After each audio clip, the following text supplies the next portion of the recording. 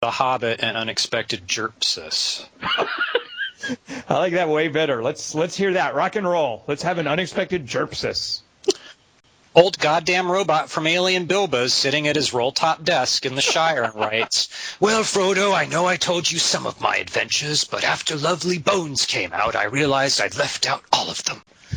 Frodo waves to him from an armchair. "Hey, Uncle Bilbo, I think I live here with you, so you don't have to write it out. You can just tell me." It's already going better. Also, you've only had one adventure. Pretty sure we've covered every CG Deus Ex Machina you bore witness to.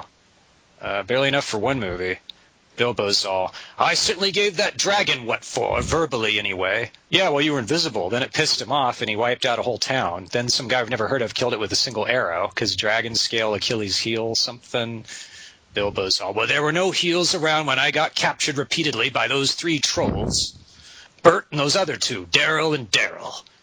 Frodo's all, "Speaking of which, so the Eagles count as 3 Machinas, but 0 of the 5 armies, right?"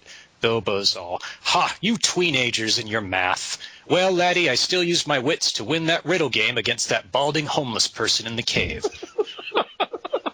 That was iconic. Frodo's all, "Dude, what's in my pocket? That's not even a riddle. That's like saying pick a number between 1 and 10 makes you a grandmaster at chess." Bilbo's all, "Ha, analogies. But I guess I'd sustained quite a concussion or 2 in one of those 1,000-foot falls. Ha, proud feet falls. Speaking of which, I was thinking you're right about the title. There and Back Again's a spoiler, so I'm changing it to All the Dwarves Live Except for the Dickish One." Frodo's all, "Actually, you know what? Fuck it. Go ahead and write it out. Take your time, even. I'm just going to lie here and smoke some of this shit Radagast sold me that he pinched out at Bombadil's beard." Weird how none of us Bagginses has a single love interest, even though our family's supposed to be huge, huh? Bilbo shakes his head affectionately, dips his pen in the inkstand, falls asleep, sputters awake, and writes in 3D calligraphy musicked voiceover, "In a hole in the ground there lived a hobbit." He looks up smiling nostalgically as we swizzle up his nostril and into his brain as it tasted 60 years earlier, when he looked like Tim from The Office. "I was smoking a pipe of donut-shaped CG on my doorstep one day when a ratty old codger showed up one day and went, 'Hey man, I know we've never met before, but want to go on an adventure with me and 14 midgets? It's super far and fraught with peril, but let's face it, a hobbit hole doesn't mean comfort.'" Bilbo's all, "Yeah, you're the fireworks salesman?" Gandalf's all, "I am Gandalf, and Gandalf means me." Bilbo's all, "That's cool. Pronouns. He sold me. What do I have to do?" Gandalf's all, "Well, the hard part's the endless commute and singing. All we need from you is to go into a dragon's cave and talk him into giving you all his treasure and leaving without incinerating anybody. Your share's 1/14. We leave at dawn. Dinner on you. Ready?" Bilbo's all, adventure, eh? I can see why you thought of me instead of Farty Bulger or Mayor McCheese down the road. But I think I'll pass. Now get the fuck off my porch." But Gandalf knows what's up, so he scrapes some magical paint off of his staff onto Bilbo's door, just enough so the dwarves can see it from miles away. That night at 5-minute intervals, 14 dwarves show up in 7 groups of 2 with rhyming names, except for Bomber, because he's the fat one. And ate his twin in the womb. They all eat Bilbo out of house and home, but since they're great warriors, they can also wash dishes like Tom Cruise and Cocktail.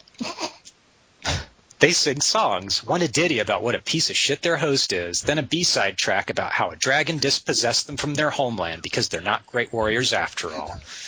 But in the second verse, how they're optimistic about reclaiming it because this time they have a hobbit, and the grandson of the king that an albino orc beheaded in an unrelated incident. Or the son. I wasn't listening. This is going better than expected. Better than expected, Opsis. They try to get Bilbo to sign a contract waiving all his rights, and at first he's skeptical. But next day his hole is so clean, he misses it being full of dwarf. So he runs all the way past Farmer Mushroom's maggot farm and catches up with them. One of the dwarves throws Gandalf a bag of Isildur pennies. Gandalf's all, "They said you'd puss out." The first night out, Gandalf and Thorin get into a crank-off. Thorin's all, you said he'd make us dinner every night, and why do you get map custody? You're always taken off for no reason. Gandalf's all, hey, I'm not a conjurer of cheap tricks. Thorin's all, yeah, they do magic. How many dragons you killed again? Gandalf's all, in the future, I slay a Balrog. Thorin's all, yeah, by dying. Gandalf's all, just for that I'm out here and I'm taking your map with me. Thorin cackles disgustedly. That map's fucking useless. I threw it in the river. Gandalf lights a magic snake from his fireworks set and tries to stamp off in the smoke, but falls down some rocks. The dwarves camp for the night and eventually notice two of the ponies are missing. They're all Bomber, but Bomber's just gnawing on some dryad turds. Bilbo and the dwarf with the beard crash through the pine needles and follow the scent of 3 cave trolls sitting around a campfire eating beans and arguing comically. Bilbo's all, wow, how come the troll in Moria didn't talk?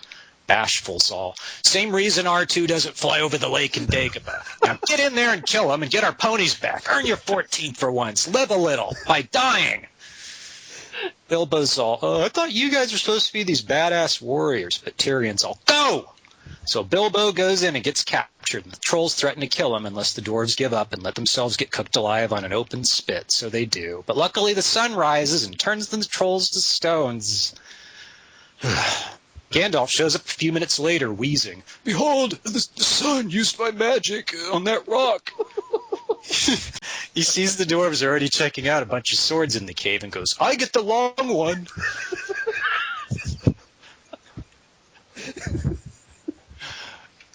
Bilbo's all, wow, these are the greatest elf blades ever forged, and they're just a stone's throw from the Shire in the possession of 3 brain-dead fuckwads? Who wrote this shit?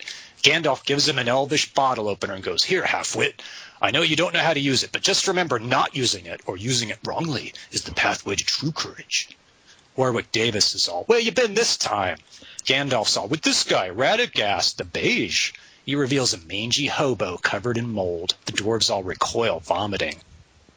Gandalf bops Radagast on the head with his staff. Tell him what you told me. Epic their asses. Radagast goes, in Nerdwood, I found a dead hedgehog. They all wait. Then I used my magic to cower in my tree shanty from some CG silhouettes. Meant to write a song about it, but extended edition, maybe. Nobody says anything. Bilbo raises 2 fingers. Hey, could you drop me off at home on your way back? Don't know how you got here. The epic quest continues. They reach Rivendell, where the elves welcome them by prancing around them on horseback aggressively for a few minutes. Gandalf's all, hey, look who it is, and pulls a curtain sash to reveal the Matrix guy and Cate Blanchett. Thorin steps forward regally, his wind-swept taint shimmering with computer-generated dignity. I am Thorin, son of Thorin. My mother's name is irrelevant. I know we came all this way so you can read my map, but now that we're here, my pride is overweening. I'm also a little puzzled why we didn't just have the eagles drop it off here or bring you to... Gandalf snatches the map away and hands it to Matrix. He stares at it elvishly. Moon runes. Readable only at 48 frames per second. And also only by the exact same moonlight by which they were inscribed. Luckily, tonight works. Gandalf's all, what did they say?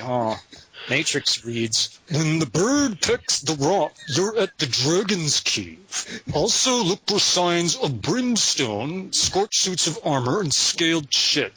These are all signs you're on the right track, huh, dwarves? Everyone goes to sleep except for Gandalf, who heads for the garage and sits in front of Cate Blanchett with his back to her so they can have an ESP conversation. Gandalf voiceovers. I think a necromancer's doing shit. Galadriel's voiceovers all. Hey, your dwarves are hightailing it right now, and we didn't notice, and we're not going to do anything about it, and this was my whole cameo, and I used telepathy in this, but not in Crystal Skull, even though I was supposed to be psychic in that. Gandalf opens his eyes wisely as she scowls and brusquely grabs her check out of Peter Jackson's thong. The travelogue trudges onward. Though their hearts are as big as their stature, our heroes get caught in a bad storm while trying to cross a curious gorge. But luckily, the cliffs turn out just to be stone giants throwing their own body parts at each other for no reason. Gandalf skips out again, and the dwarves all get captured by goblins, but Bilbo tricks them by them not seeing him for some reason, then falling thousands of miles into a bottomless pit, then stealing some jewelry, then cheating a cannibal, Then discovering the trinket he found makes him invisible. Then leaving. He almost stabs the cannibal in the back with his sword, but remembers Gandalf's arbitrary injunction from weeks ago and settles for jumping off his victim's face and driving him so insane for years that he gets tortured by orcs and eventually leads to a bunch of people dying and wars starting and the Shire getting invaded by Nazgul. Meanwhile, the dwarves all get captured a few more times, but luckily Gandalf shows up again out of nowhere with a huge sword in his hand. The Goblin King's all, "What are you going to do now, wizard?" Gandalf slices open his belly while all the goblins watch and do nothing. Gandalf turns to the dwarves and goes, "True courage is knowing when not to spare a life. Pick up your swords there and fight." They siege and fall, Fiji and Saul, and eventually wind up on a burning tree over a cliff's edge while wargs and arcs, led by the one-armed albino, taunt them but don't attack for minutes on end. Bilbo and Thorin both lead one-man suicide charges but don't die. Luckily, a butterfly shows up, then leaves while the orcs in flames wait impatiently, then returns with a bunch of eagles that fly the dwarves and Gandalf a few hundred feet, while the orcs shake their fists and sing songs of frustration. Bilbo's all, "Hey, can't the eagles just carry us all the way to Lonely Mountain?" Gandalf's all, "Look, I'm not a miracle worker." Thorin scowls at Bilbo. "You ditch us even more than the wizard, and just now you almost died, throwing your life away for nothing right after I did the same thing." Thorin hugs him. "This must be the end of the movie. I won't belittle you on screen for another year." Bilbo's all, "Well, the best parts of the book are behind us. What's left? Floating barrels, quarreling over the gold, Bjorn?" They all look at Peter Jackson sitting on a tombstone that says Tolkien and with one of his hairy feet on a skeleton in front of it as it moaningly tries to roll over. He gives them all a thumbs up. The eye of Warner Brothers blazes over him. He's all, "7 movies about Farmer Giles?" The eye's all, "10. Peter Jackson cringes. "Whatever Master wants is..." Bilbo raises his sword, glowing greenly to us, and goes, "Now this is what I call the opposite of a cliffhang. The end."